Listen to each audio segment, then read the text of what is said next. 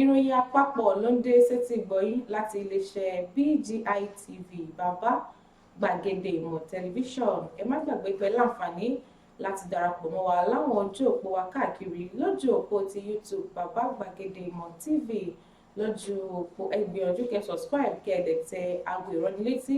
Bákan náà ẹ lè darapọ̀ mọ́ wa lójú òpó ìbánidọ́rẹ̀ẹ́ ti Facebook gbàgede ìmọ̀ with Aláwìyé Adébáyọ̀, lójú òpó ti Instagram gbàgede ìmọ̀ _22. ẹ láǹfààní láti wá polówó ọjà yín níkànnì BGI TV. ẹ pè ẹ̀rọ ìbánisọ̀rọ̀ tó ń lọ lójú amóhùnmáwòrán yín. èmi ní Àánú Olúwapọ̀ Adéọlá. Ṣáájú ẹ gbọ́ kókó inú ìròyìn ọ̀hún. Arákùnrin kan tó jẹ́ ẹni ọdún 23 ni wọ́n ti fojú ẹ̀ bá ilé-ẹjọ́ lórí ẹ̀sùn pé ó jí ọ̀kadà. Bí Sunday Igboho ṣe wà ní àtìmọ́lé ní ilẹ̀ olómìnira ti Benin wáyé látọwọ́ ìjọba àpapọ̀ tí kìí sì ṣe ìjọba orílẹ̀-èdè Benin. Àwọn mọ̀lẹ́bí akẹ́kọ̀ọ́ kan eléyìí tí àwọn afurasí alòjìbìtì orí ẹ̀rọ ayélujára tá a mọ̀ sí yahoo boy ṣekú pa ní ìpínlẹ̀ Ògùn tó jẹ́ akẹ́kọ̀ọ́ fáfitì tí Imo ti béèrè fún ìdájọ́. Àwọn alátakò onímọ̀ pé ìbùkún ńlá ni aláṣẹ Buhari jẹ́ fún orílẹ̀-èdè Nàìjíríà títí dìgbà tí ó fi kúrò lóróyè. Ẹni tó jẹ́ olórí olùkọ́ kan tó ti fẹ̀yìntì léyìí tó dàwátì ni wọ́n ti rí báyìí padà lẹ́yìn ọ̀pọ̀lọpọ̀ ọjọ́. Wáyé o, ẹ gbọ́ ìròyìn náà lẹ́kùnrẹ́rẹ́. Iléeṣẹ́ ọlọ́pàá ní ọjọ́rú ló ti fi ojú arákùnrin kan tó jẹ́ ẹni ọdún 23 ìyẹn Anthony Kẹ́hìndé bá ilé-ẹjọ́ májísírèètì nílùú Adó-Èkìtì lórí ẹ̀sùn pé ó jí ọ̀kadà. Arákùnrin ọ̀hún tó jẹ́ onígbẹ̀jọ́ náà ni wọ́n fi ẹ̀sùn oníga kankan. Ẹni tó jẹ́ agbẹjọ́rò fún ti ìjọba Sadiq Adeniyi ló sọ fún ilé-ẹjọ́ wípé arákùnrin náà àti ẹnìkan ni wọ́n ṣẹ̀ṣẹ̀ ọ̀hún ní ọjọ́ 18 oṣù kejìlá ní nǹkan bíi agogo ọ̀sán lágbègbè Ṣàṣà ní ojú òpópónà Ìkẹ́rù-Èkìtì nílùú Adó-Èkìtì. Adeniyi ló fi ẹ̀sùn kan arákùnrin ọ̀hún pé ó jí ọ̀kadà Bajaj pupa kan pẹ̀lú nọ́mbà JER 799WX léyìí tó owó rẹ̀ tó $250,000 naira, léyìí tó sì jẹ́ ti arákùnrin kan Yakubu Hassan. Bákan náà ni wọ́n ní ẹ̀ṣẹ̀ tó ṣẹ̀ yìí ó lòdì sí òfin ilé wa, léyìí tí agbẹjọ́rò fún ti ìjọba sì ní kí ilé-ẹjọ́ sún ìgbẹ́jọ́ náà síwájú kí wọ́n lè láǹfààní láti ṣe àwọn ìwádìí àti láti béèrè lọ́wọ́ àwọn tí ọ̀rọ̀ náà ṣojú wọn. Ẹni tó wá jẹ́ arákùnrin ọ̀hún tó jẹ́ olùjẹ́jọ́ ló bẹ̀bẹ̀ wípé òun ò jẹ̀bi ẹ̀sùn tí wọ́n fi kàn án. Agbẹjọ́rò fún olùjẹ́jọ́ ọ̀gbẹ́ni Emmanuel Fọláyan ló rọ ilé-ẹjọ́ láti yọ̀ǹda arákùnrin ọ̀hún nípa gbígba béèlì ẹ̀ pẹ̀lú ìlérí pé kò ní fọ́ béèlì. Adájọ́ májísírèètì arábìnrin Mojísọ́lá Sàláù ló gba béèlì arákùnrin náà pẹ̀lú owó tó tó $50,000 owó náírà àti onídùúró, léyìí tó sì sún ìgbẹ́jọ́ náà di ọjọ́ 26 oṣù kínní ọdún 2022.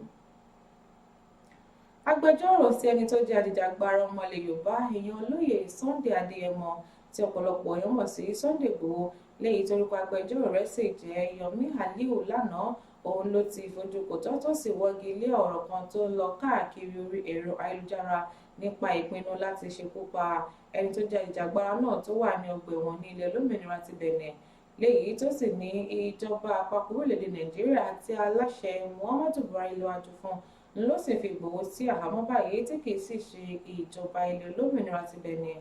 Bákan náà ló wá ṣe ìkìlọ̀ fún gbogbo àwọn tí wọ́n ń gbé ìròyìn òfegè láti yàgò fún títàn àwọn ìròyìn tí ò lóòótọ́ kalẹ̀, tó sì sọ̀rọ̀ ìdánilójú wípé Ìgbòho ni yóò gba òmìnira láìpẹ́.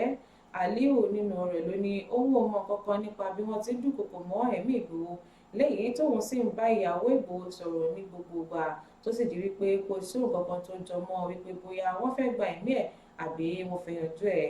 Bẹ́ẹ̀ náà ló wá rawọ́ ẹ̀bẹ̀ sí gbogbo àwọn ọ̀dọ́ Yorùbá láti má ṣe tàpá sófin ilẹ̀ yìí, léyìí tó ní bí wọ́n bá bẹ̀rẹ̀ ìpànìyàn tàbí sísun ilé sun ọ̀nà báyìí yóò kọ́ dàbí ẹni wípé wọ́n tún fẹ́ dákún ọ̀rọ̀ tó wà nílẹ̀, tó sì ní kí wọ́n ó ṣe sùúrù nípa bó ti di wípé Sunday Igboho kò kí ń ṣe ẹni tí wọ́n lè ṣekú pa.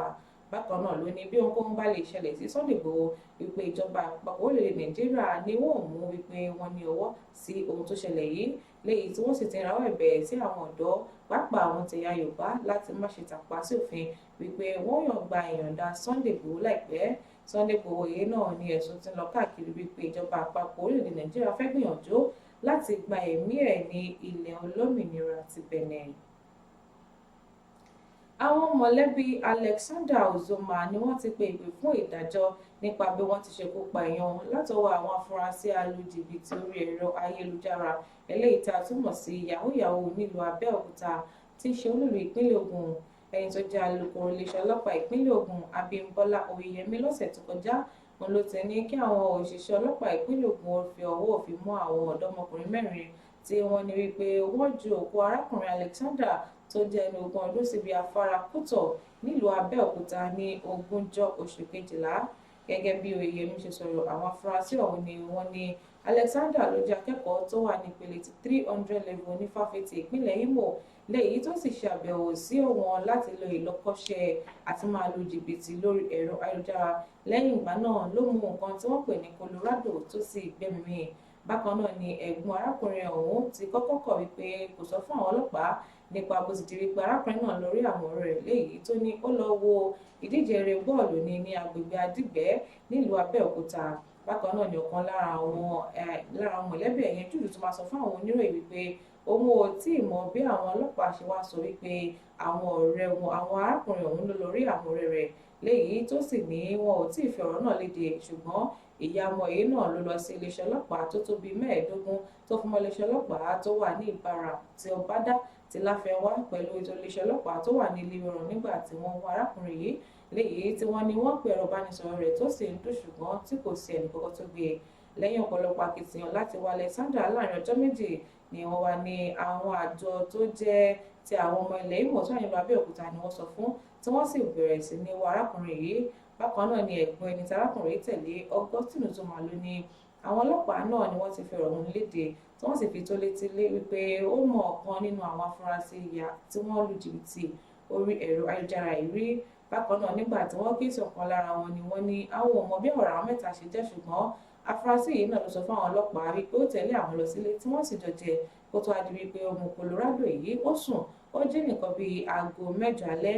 Nígbà tí wọ́n sì jí ni wọ́n rí wípé ó ti ṣègbè sí gbogbo ara tó sì gbàbẹ̀ jásẹ̀. Lẹ́yìn rẹ̀ náà ni ọ̀rọ̀ ọ̀hún ló wá di tàwọn ọlọ́pàá léyìí tí wọ́n sì ti ní wípé ọ̀pọ̀lọpọ̀ ìwádìí náà ni yóò jẹyọ láti mọ bí ọ̀rọ̀ ikú akẹ́kọ̀ọ́ ọ̀hún tó jẹ́ ẹni ogún ọdún bó ṣe jẹ́ kí wọ́n sì ṣe ìwádìí tó jinlẹ̀. Ẹni tó jẹ́ alákòóso fọ́rọ̀ iṣẹ́ àtilégbé eléyìí tó ṣẹ̀ṣẹ̀ yan ìyẹn Muazu Sambo ní ọjọ́rú ló ti ní aláṣẹ Muhammadu Buhari ti yan ipa tó dáa fún ìdàgbàsókè àwọn amáyédẹrùn lórílẹ̀‐èdè yìí. Bákan náà ló sọ̀rọ̀ yìí nígbà tó gba ipò ìṣàkóso ní ọjọ́rú léyìí tí akọ̀wé àgbà yẹn Babangida Hussaini àti àwọn ọmọ ẹgbẹ́ ẹ̀ka ọ̀hún gbà wọlé. Sambo náà ló sọ̀rọ̀ wípé àwọn orílẹ̀-èdè Nàìjíríà tó di wípé wọ́n ṣe iyèméjì nípa akitiyan aláṣẹ Buhari ni wọ́n mọ̀ nípa bó ti di wípé aláṣẹ Buhari ṣe pípa ibi tó àmọ́ yóò di ẹ̀yìn ìgbà tó bá tó parí ìṣèjọba rẹ̀. Bákan náà ló ní aláṣẹ Buhari jẹ́ ìbùkún fún orílẹ̀-èdè yìí léyìí tó ti sọ wípé ọ̀pọ̀lọpọ̀ èèyàn ni ò ní mọ eléyìí àfìgbà tí ó bá tó kúrò lóríyè. Bẹ́ẹ̀ náà ló ní aláṣẹ Buhari ń gbìyànjú láti mú ìdàgbàsókè bá ọrọ̀ ajé àti àwọn amáyédẹrùn. Bẹ́ẹ̀ ló ní àwọn amáyédẹrùn tó wà ní orílẹ̀-èdè yìí náà ló wáyé lákòókò ìṣèjọba aláṣẹ Muhammadu Buhari tó ti wà dánilójú wípé òun ò ṣiṣẹ́ ní àjọṣepọ̀ pẹ̀lú àwọn tó yẹ láti lè rí i pé wọ́n gbárùkù ti aláṣẹ Muhammadu Buhari kí iṣẹ́ náà kó bàa tó lè yá ní kankan. Ẹni tó jẹ́ olùkọ́ àgbà kan tó ti fẹ̀yìntì ìyẹn Rachel Afọlábí tó di àwátì nígbà tó ṣe àbẹ̀wò sí ọmọ rẹ̀ ní agbègbè Ajégúnlẹ̀ ní ìlú Èkó ló ti di rírí báyìí. Èrè náà fi léde wípé arábìnrin Afọlábí ní ọjọ́ 18 oṣù yìí náà ló kúrò ní agbègbè Òròdú ní Ajégúnlẹ̀ láti lọ ṣe àbẹ̀wò sí ọ̀kan lára àwọn ọmọ rìnrìn tó wà ní agbègbè Olúwahẹ́ndì ní ibẹ̀. Bákan náà ni wọ́n ní ìyá òun tó jẹ́ ẹni ọdún 75 òun náà ló lọ sí ìrìnàjò yìí pẹ̀lú ọmọ rìnrìn míì léyìí tí wọ́n ní ọ̀kadà ọ̀tọ̀ọ̀tọ̀ ni wọ́n gbé. Àmọ́ nígbà tẹ́ni tó wọ ọ̀kadà tó dé agbègbè Tolú Medical Junction ló di wípé wọ́n gba ọ̀nà ọ̀tọ̀ọ̀tọ̀ míì tí wọn ò sì rí ìyá náà láti gbà yìí. Àmọ́ nígbà tẹ́ni tó jẹ́ àna ìyá yìí tó sọ̀rọ̀ ìyẹn Ọládòkun Babátúndé ló ní ojú ọ̀nà Àpápá ni wọ́n ti rí ìyá yìí ní ọjọ́ Ìṣẹ́gun. Ó ní ẹnìkan ló pe àwọn wípé wọ́n ti rí ìyá yìí lójú òpópónà. Nígbà tí wọ́n débẹ̀ ni wọ́n sì bá ìyá yìí níbi tó ti ń rìn káàkiri fún ọ̀pọ̀lọpọ̀ ọjọ́. Àmọ́ ní báyìí wọ́n fẹ́ kó sinmi díẹ̀ kó tó di wípé wọ́n gbé lọ sí ilé ìwòsàn fún ìtọ́jú tó péye. kò ní jù báyìí lọ lórí ìròyìn àpapọ̀ ilé wa fún ti àkókò yìí, àmọ́ ká tó dánu dúró ẹ gbọ́ kókó eléyìí tá a ti mẹ́nubà ṣáájú. Àti kà á sí létí pé arákùnrin kan tó jẹ́ ẹni ọdún 23 ló ti fojú ba ilé ẹjọ́ lórí ẹ̀sùn pé ó jí ọ̀kadà. Bẹ́ẹ̀ la tún mú àṣetì gbọ́yìn pé agbẹjọ́rò Sunday Igboho ti ní bí Sunday Igboho ti wà ní àhámọ́ ní ilẹ̀ olómìnira ti Benin wáyé látọwọ́ ìjọba àpapọ̀ orílẹ̀-èdè Nàìjíríà. Àwọn mọ̀lẹ́bí akẹ́kọ̀ọ́ eléyìí tí àwọn afurasí alùjìbìtì orí ẹ̀rọ ayélujára Igboho'S ní ìpínlẹ̀ Ògùn ṣekú pa ni wọ́n ti béèrè fún ìdájọ́ tó yè koro. Alákòóso tí wọ́n ṣẹ̀ṣẹ̀ yàn ló ní àwọn alátakò onímọ̀ pé ìbùkún ńlá ni Buhari jẹ́ fún orílẹ̀-èdè Nàìjíríà títí dìgbà tí yóò fi kúrò lóríyè. Olùkọ́ àgbà kan tó fẹ̀yìntì léyìí tó di àwátì ni wọ́n ti rí báyìí. Ẹ má gbàgbé pé láǹfààní láti darapọ̀ mọ́ wa láwọn ojú òpó wa káàkiri lójú òpó ti YouTube Bàbá Gbàgede Ìmọ̀ TV.